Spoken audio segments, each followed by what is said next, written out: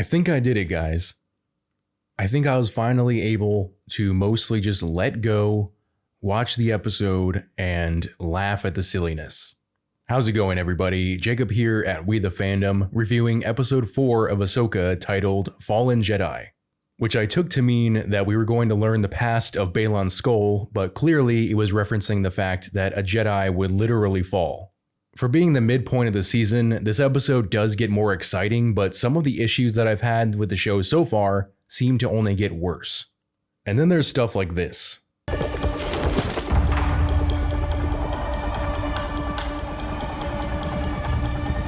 Going somewhere? That scene made it impossible to take her seriously for the rest of the episode, and there's more. I thought that I had imagined Shin being a little cross-eyed, but she is. Either that or the actress is trying so hard to look menacing and intense that she's crossing her eyes. But before we make fun of the fight scenes, let's return to my gripe about Sabine, because Dave Filoni does it again. Another scene of Sabine acting listless when it's time to fix the ship and get ready for a fight. And when Ahsoka questions Sabine on whether or not she could destroy the star map to prevent Thrawn from returning at the cost of stranding Ezra in another galaxy forever, she says, "Can I count on you?" You know you can. But she couldn't. 4 episodes in, and we have yet to see the competent Sabine who is willing to do whatever is necessary. Though we do learn what caused the fallout between Sabine and Ahsoka. Apparently Sabine and Ahsoka were working together when Mandalore was destroyed, and for some reason Ahsoka not trusting Sabine led to her family being killed.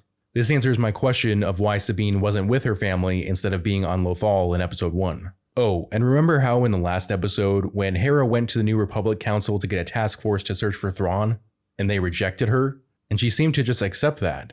Well, she does a complete 180 in this episode. Either that's a good thing or that's inconsistent writing, but we'll come back to that. How about those fight scenes, though?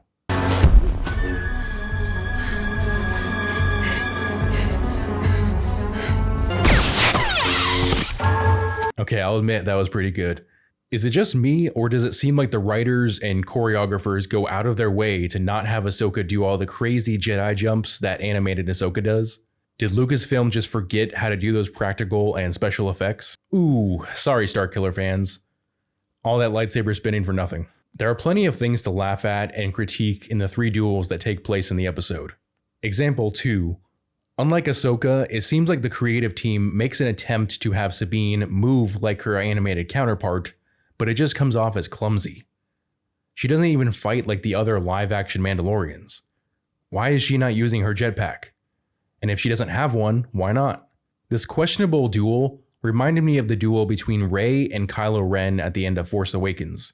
One person who is trained for years and who taps into the dark side of the Force, and the other woefully inexperienced in either the Force or lightsaber combat. And yet Sabine at least holds her own. Example 3. I saw similar parallels between the duels of Kylo Ren and Rey versus the Imperial Guard in The Last Jedi and Ahsoka versus Baylan's skull. A lot of unnecessary movement to distract you from how simple and boring the duel actually is. All of these fights are rendered moot, however, as Sabine is manipulated by Baylan into giving him the star map.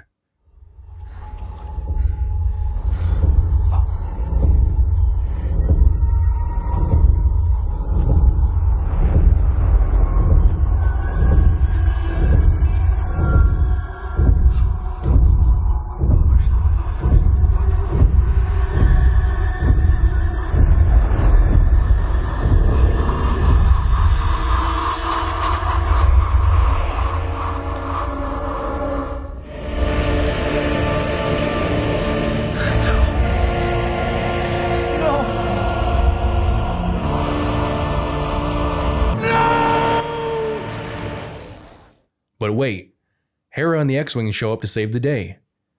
Except that the bad guys don't care, so with the star map coordinates plugged in, they hyperspace jump right through the New Republic ships. Hey, maybe you shouldn't have brought your kid along. Wait, is Jacen Syndulla Force sensitive? Well, I guess that's curtains for Sabine. Ahsoka might get a student who can actually become a Jedi. So remember when Ahsoka fell to her death? Sorry, I meant to say she's fine.